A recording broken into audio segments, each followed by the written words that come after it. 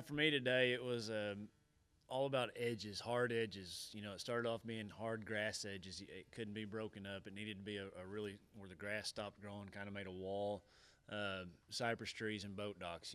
Anywhere the boat docks were away from the grass. It was just all about having areas that were it was a spot where a bass could hide, yet it could look over an open area to ambush prey. So that's really what I keyed in on. All the fish came on one bait, just a trick worm, 7-inch June bug, eighth ounce weight, lightweight with a 14-pound test and a lighter flipping rod. I kind of downsized from my first round, trying to get more bites, generate more bites to get to that sudden death weight. Edwin, speaking of the first round, because you never get to pre-fish for MLF events, did your first round in this event serve as a practice day for your sudden death round? Oh, no doubt. With no practice in these events, you have to take everything that you learned from that second round and apply it in that sudden death round and get on them as quick as you possibly can. So it helped me a bunch. The pattern that I used in the first lake, I carried it right over to this lake. Edwin, when you were told this morning that the sudden death weight cut was 18 pounds, what were your thoughts? I thought it was a good weight. I didn't know how quick we're going to be able to attain it. I didn't know how good the fishing was going to be, but, it started off really quick for me this morning, and I was hoping to finish it out in the first round. So, it was going good for me. It could have been the other way. I could have been one of those guys fighting for it too, but for me, it was really good. Many people think that the MLF format is the most demanding on pro anglers. How do you feel about that? There's no doubt. It is one of the most demanding formats just because of the stress. You always know where you're sitting.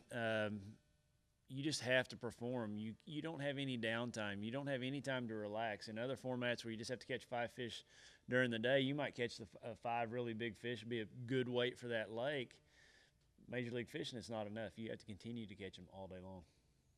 You had 11 pounds and 12 ounces at the end of the first period.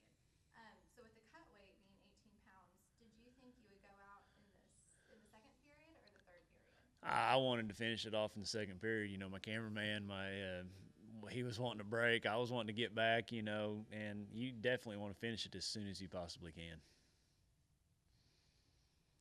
When the overall bite is tough like it was today, is that a plus or minus for your skill sets?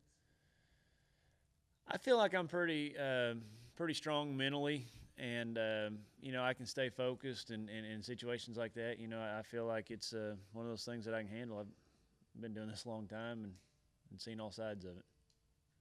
Edwin, of course your win today qualifies you into the championship round. Can you explain what your approach will be going into the championship? My approach for the championship round is going to be just like the first two rounds, just to try to catch as many fish as I can. I need to get some bigger bites in order to win.